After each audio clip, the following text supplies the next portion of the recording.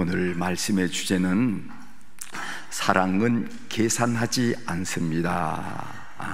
이런 주제로 같이 은혜를 나누고자 합니다. 오늘 또 요한복음의 말씀을 이어가죠. 오늘 말씀은 우리가 너무도 잘 아는 말씀이에요. 베다니에 있는 나사로의 집에서 잔치가 있었다. 예수님께서 나사로를 살렸던 그 귀한 일에 대한 보은의 잔치가 아니었겠는가, 이렇게 생각합니다. 잔치가 한창 진행될 때 마리아가 들어와서 지극히 값비싼 향유 한 옥합을 예수님의 발에 붓고 자기의 머리털로 그 발을 씻겼다고 얘기했어요.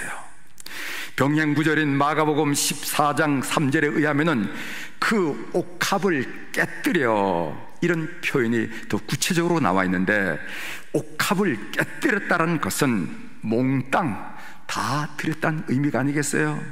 옥합의 뚜껑을 열어서 뭔가 부었다면은 일부를 남겨놓으려는 심산이 있었겠지만은, 그러나 옥합을 깨뜨렸다는 것은 모든 것을 부어드리겠다 하는 헌신의 마음을 우리가 여실히 볼 수가 있습니다. 이 갑작스러운 일을 당하여 제자들은 그 여자를 책망했습니다. 그러나 주님께서는 깊은 감동을 받으시고 이 여인을 칭찬했어요. 병행구절인 마태복음 26장 13절을 제가 한번 읽어드리겠습니다. 내가 진실로 너에게 이르노니 온 천하에 어디서든지 이 복음이 전파되는 곳에서는 이 여자가 행한 일도 말하여 그를 기억하라 하시니라. 그래서 그런지 이 향유 옥합 이야기는 네 복음서, 마태, 마가, 누가, 요한, 이 네 복음서가 다 다루고 있음을 우리가 보게 됩니다. 먼저 이 여인의 어떤 태도가 우리 주님을 그렇게 감동시켰을까 하는 내용을 집주인인 바리새인 시몬과 비교해서 한번 좀 살펴보려고 합니다. 몇 가지를 생각하려고 합니다. 첫 번째로, 이 여인의 있는 그대로를 주님 앞에 드러난 태도가 특별하다, 이렇게 보여져요. 병행구절인 누가복음 7장 37절에 보면은 그 동네에 죄를 지은 한 여자가 있어 예수께서 바리새인의 집에 앉아 계심을 알고 향유 담은 옥합을 가지고 와서, 이런 말씀을 우리가 읽게 됩니다. 여기 보면은 그 여인을 설명하는 데서 죄를 지은 여인이라 하고 설명하는 것을 우리가 보게 됩니다. 예수님 당시 유대사에서 죄인이라고 공개적으로 딱 못을 박아 상종하지 않은 종류가 두 종류가 있었는데, 하나는 창녀와 또 다른 하나는 세리였습니다. 그런데 이 여자의 별명이 죄를 지은 여자라 하는 이런 별명을 가지고 삶을 산다는 거예요. 이 여자가 멀리서 오면은 개구장이들은 가까이 몰려가서 돌을 던지고 흙을 뿌리고 놀려대면서 이 여인을 놀려먹고, 그리고 점잖지 않은 사람들은 진즉 그 여자가 멀리서 나타나면 여자를 못 본 척 하면서 돌아갔던 그런 대상의 여인이 바로 이 여자라는 것입니다. 따라서 공개적으로 죄를 지었다라는 평판이 난 이 여자는 이제 더 숨길 것도 없고, 더 꾸밀 것도 없고, 더 보탤 것도 없어요. 뭘 숨기겠습니까? 있는 그대로, 그 모습 그대로 주님 앞에 드러내놓습니다. 만일 이 여자의 마음속에 조금이라도 숨기고 꾸미는 여자라면요, 경멸받을 차례가 분명한 바리새인의 집에 어떻게 나타날 수 있겠어요? 그런데 잔치집 주인인 바리새인 시몬은 어떤 사람입니까? 여러분들이 잘 알다시피 바리새인이라 하는 말은 나는 다른 사람들과 구별되게 하나님 말씀대로 살아보리라 라고 특별한 각오를 가지고 사는 사람들의 모임이 바리새파 사람들이 아니겠어요? 참 뜻이 좋습니다. 그렇지만은 우리가 인생을 살아봐서 알겠지만은 말한 대로 생각한 대로 그렇게 잘 사라지지 않잖아요. 그렇지 않습니까? 그때 바리새인들이 자기 가슴을 치면서 하나님 말씀대로 살아보려고 결심했는데, 살아보려고 하면 할수록 하나님 말씀과 멀어져 있는 내 존재를 발견하게 됩니다. 하나님, 저 어떻게 하면 좋겠어요? 이 어처구니없는 사람을 용서해 주세요 라고 회개했더라면 얼마나 좋겠어요. 또한 사람들이 바르게 살려고 애쓰는 바리새인들의 태도를 보고 칭찬할 때도 웬걸요, 그런 말씀 마세요. 겉으로는 그렇게 보일지 모르지만은 속은 그렇지 못합니다. 똑같습니다. 자매님과 똑같고 형제님과 똑같습니다. 부족함이 많은 사람입니다 라고 겸손했더라면 얼마나 좋았겠습니까? 그러나 그 당시 바리새인들은요, 잘못된 방향으로 나아갔습니다. 말대로 행동 따로의 삶을 하나님 앞에서 그대로 솔직하게 내놓는 것이 아니라 말한 대로 사는 척 그렇게 살았다는 거예요. 우리가 이것을 뭐라고 말하죠? 위선이라 이렇게 말하지 않겠습니까? 자꾸만 뭔가를 꾸밉니다. 자꾸만 뭔가를 숨겨요. 깨끗한 척합니다. 위선적이 되어갑니다. 그래서 성경에 보면은요, 예수님께서 바리새인의 특별히 위선을 지적한 내용이 많이 있습니다. 마태복음 23장 25절을 하나 예로 들어보겠습니다. 화 있을진저 외식하는 서기관들과 바리새인들이여, 외식하는 서기관들과 바리새인들이여, 잔과 대접의 겉은 깨끗이 하되 그 안에는 탐욕과 방탕으로 가득하게 하는도다, 이렇게 했어요. 겉은 번지르하고 겉은 번듯하는데 속에는요 탐욕과 방탕이 있다는 것, 우리 주님께서 통찰하시고 지적한 내용이라는 것입니다. 이 여인이 있는 그대로 주님 앞에 내놓는 모습이 참 특별하다 하는 인상을 받게 되는 것입니다. 두 번째로, 이 여인에게는요 용서받은 감격이 특별합니다. 오늘 요한복음 12장 3절을 보겠습니다. 마리아는 지극히 비싼 향유 곧 순전한 나드 한 근을 가져다가 예수의 발에 붓고 자기 머리털로 그의 발을 닦으니 향유 냄새가 집에 가득하더라. 어떻게 이 여인은 상식을 훨씬 뛰어넘는 이런 행동을 할 수가 있었을까요? 그것은 용서받은 감격 때문이라고 우리 주님께서 말씀하셨어요.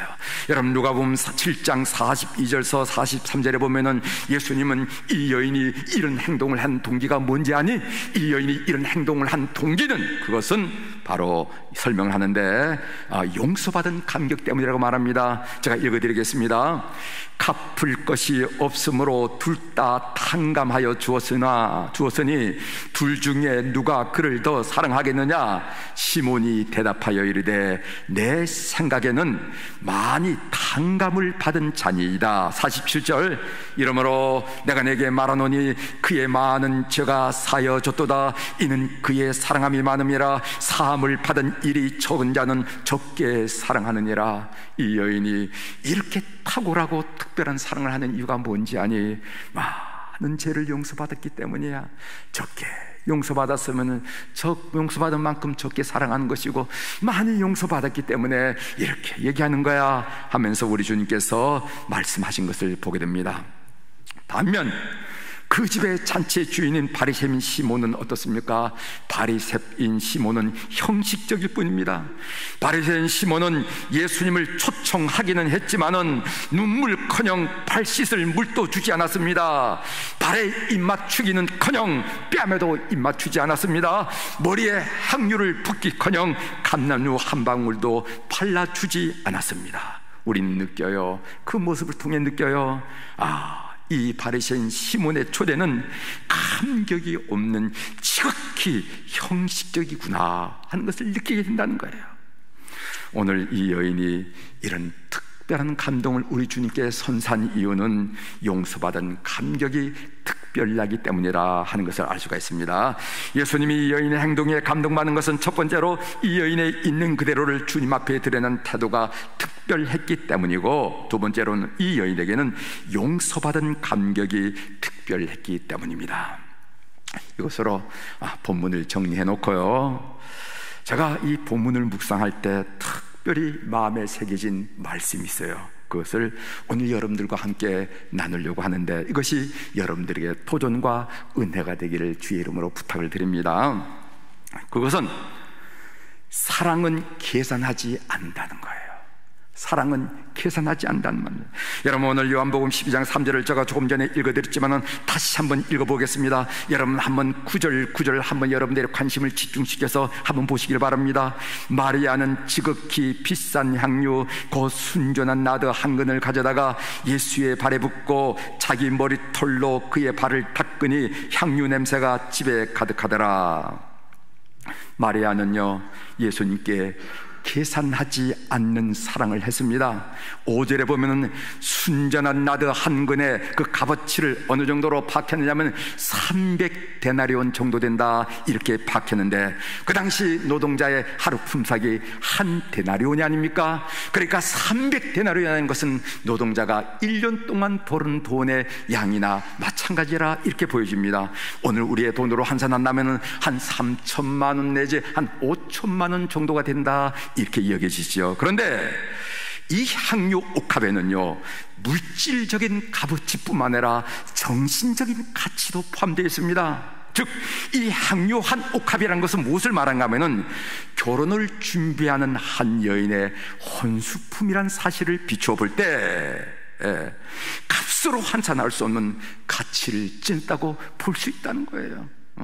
그래서 이 향유 한 옥합, 그것이 얼마짜린가? 300돈이라는 그 이상으로 그 여인의 미래를 꿈꾼 그 결혼의 혼수품이라 생각할 때는 여기에는 값으로 환산할 수 없는, 측정할 수 없는 놀라운 의미의 가치가 있다, 이런 것을 보게 됩니다. 그런데 마리아는 그것을 깨뜨려 주님께 드렸어요. 마리아는 주님께 아까운 것이 없는 사람이에요. 여러분, 아까운 것이 없다는 말을 쓰잖아요. 아까운 것이. 그런데 여러분, 가룟 유다는 계산을 합니다. 5절에 보면은 이 향유를 어찌하여 300데나리온에 팔아 가난한 자들에게 주디 아니하였느냐 하니, 가룟 유다의 말이 틀린 말이 아니에요.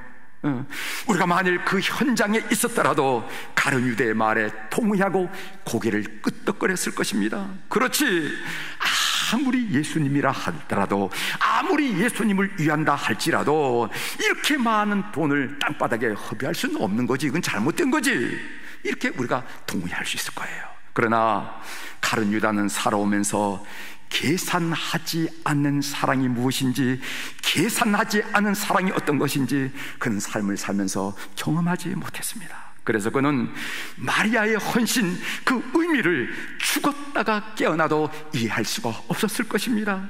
그는 지극히 현실적이었고 계산적인 사람일 뿐이었습니다. 여러분, 불꽃이란 시로 꽤 널리 알려진 나태주 시인, 여러분 잘 아시죠? 시골 초등학교 교장으로 은퇴하신 분입니다. 나태주 시인이 쓴 시 중에 병원 중환자실에서 시한부 삶을 선고받을 만큼 중병을 앓고 있을 때 곁에서 간호하는 아내가 안쓰러워서 지은 시가 하나 있습니다. 그 시의 제목이 뭐냐면은 너무 그러지 마셔요 라는 그런 제목의 시였는데, 아내를 위해서 하나님께 하소연한 시입니다. 제가 한번 읽어드리겠어요. 너무 그러지 마셔요 하느님, 너무 그러지 마셔요, 너무 그러지 마셔요, 너무 섭섭하게 그러지 마셔요 하나님. 저에게가 아니에요, 저희 아내 되는 여자에게 그렇게 하지 말아달라는 말씀이에요. 이 여자는 젊어서부터 병과 함께 약과 함께 산 여자예요. 세상에 대한 꿈도 없고 그 어떤 사람보다 죄를 안 만든 여자예요. 신발장에 구두도 많지 않은 여자이고요, 한 남자의 아내로서 그림자로 살았고 두 아이의 엄마로서 울면서 기도하는 능력밖에 없었던 여자이지요. 자기의 이름으로 꽃밭 한 평, 채전반 한 떼기 가지지 않은 여자예요. 남편 된 사람이 운전조차 할 줄 모르는 숙맥이라서 언제나 버스만 타고 다닌 여자예요. 너무 그러지 마셔요. 가난한 자의 기도를 들어주신 하나님, 저의 아내 된 사람에게 너무 섭섭하게 하지 마셔요. 이런 노래예요. 이런 시입니다. 아내를 위한 간절한 마음이 묻어나는데 참 더 감동스러운 것은 뭐냐면은 남편의 글에 화답하는 여인 아내의 시입니다. 어찌 보면은 남편이 드린 기도보다 더 간절한 기도였는데 여러분들에게 또 소개해드리도록 하겠습니다. 아내의 글이에요. 너무 고마워요. 시제가 너무 고마워요. 남편의 병상 밑에서 잠을 청하며 사랑의 낮은 자리를 깨우쳐 주신 하나님, 이제는 저희를 다시는 아프게 하지 마셔요. 우리가 모르는 우리의 죄로 한 번의 고통이 더 남아있다면, 그게 피할 수 없는 우리의 것이라면 이제는 제가 병상에 누울게요. 하느님, 저 남자는 젊어서부터 분필과 함께 몽당 연필과 함께 산 시골 초등학교 선생이었어요.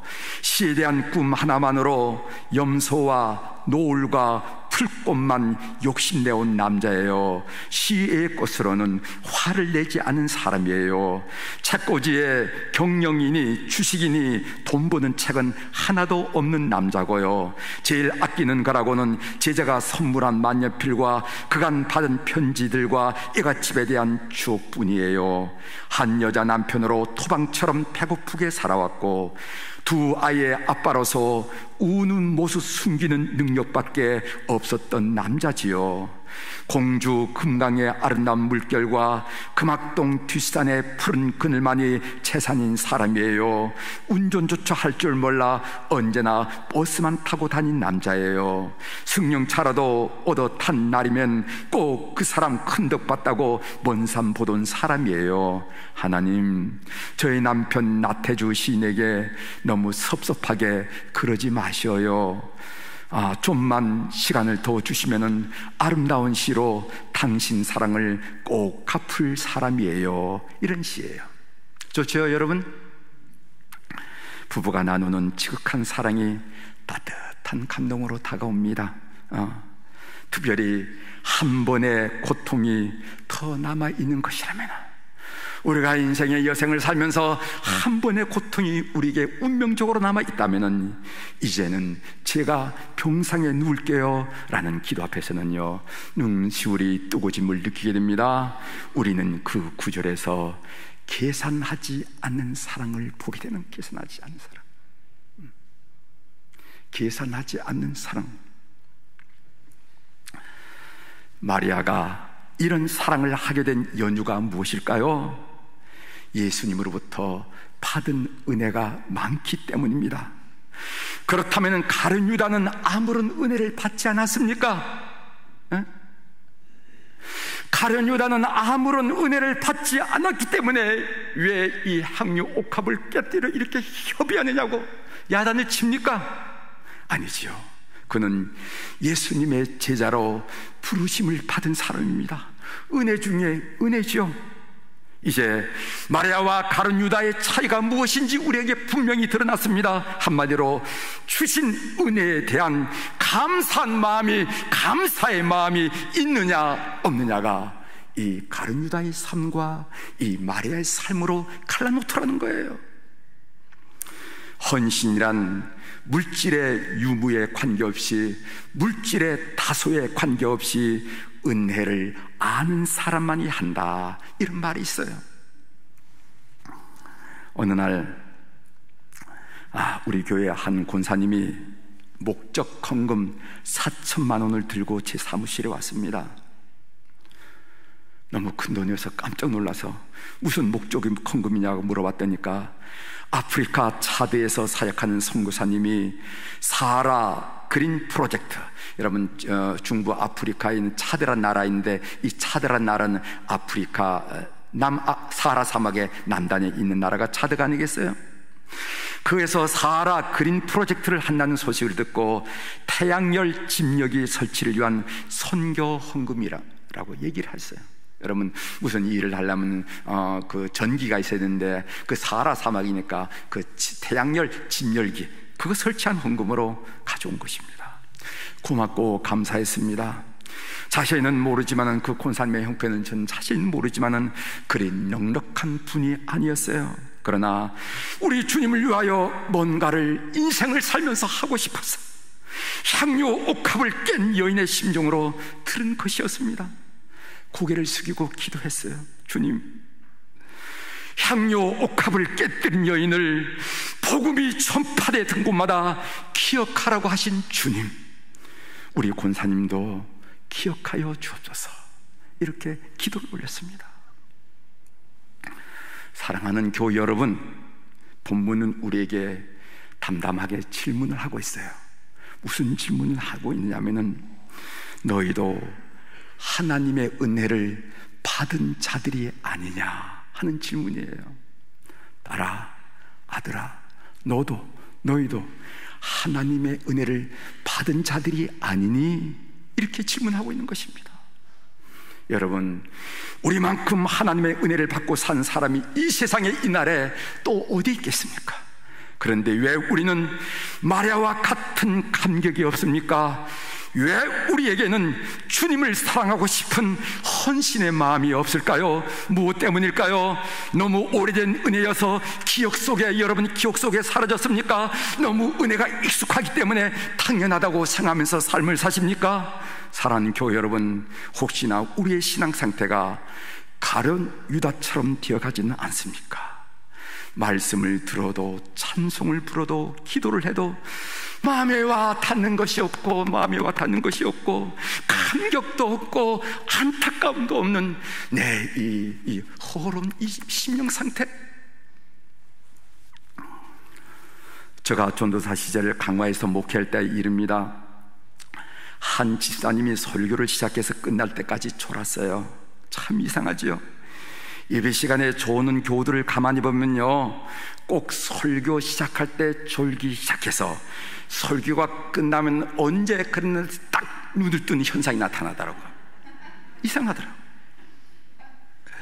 여러분, 우리 수표 교우들은 참 조는 분이 아닙니다.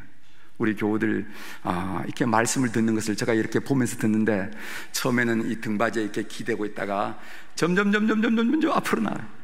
지금 등받이에 기댄 분들 한 분도 안 계시죠? 예? 그렇게 말씀을 주죠. 그래서 여러분들이 공부를 잘하신 것 같아.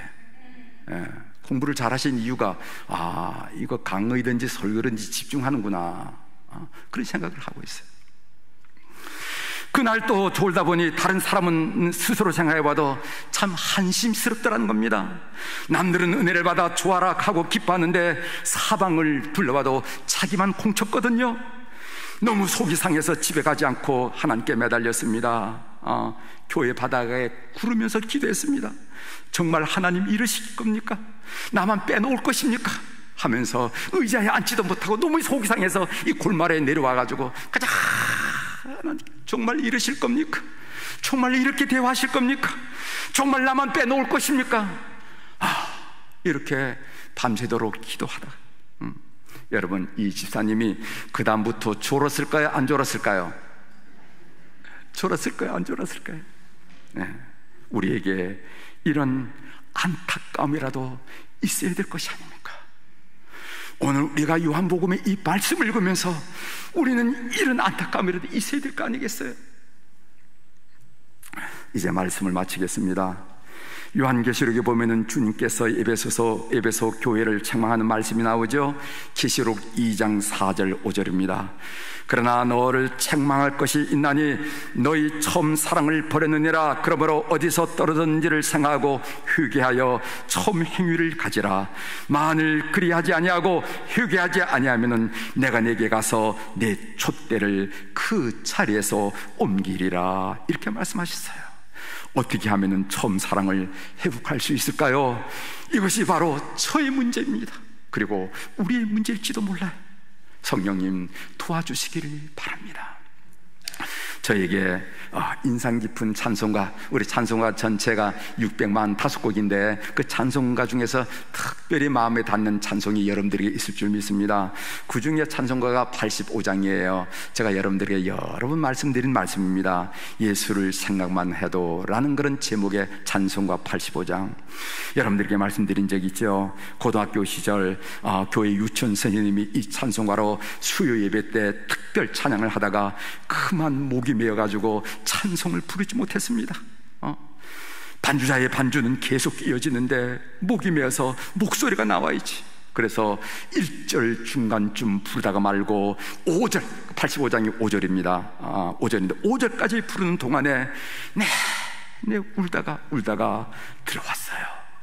제가 앞에 앉았는데 너무도 고등학교 시절 너무도 깊은 인상을 받았습니다. 저게 뭘까?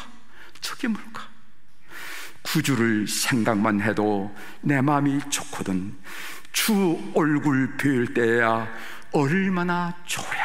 여러분, 예수님을 생각만 해도 좋습니까? 예수님의 얼굴을 친히 배울 때 정말 기쁠까요? 첫사랑을 회복하는 교우들이 되길 바랍니다. 이런 사람만이 계산하지 않는 사랑을 하면서 살 수가 있습니다. 기도하시겠습니다.